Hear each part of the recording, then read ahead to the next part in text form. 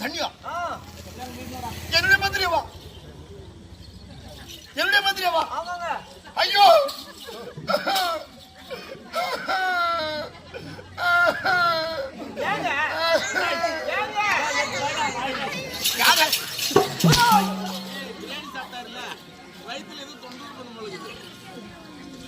என்னுடைய மந்திரியை தண்ணி அடிச்சுட்டு போச்சா?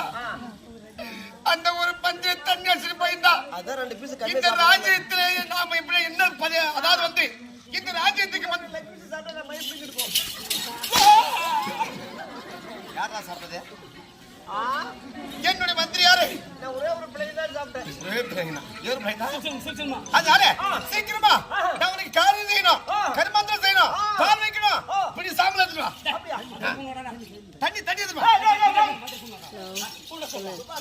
என்ன பண்ணுவ தெரியாது.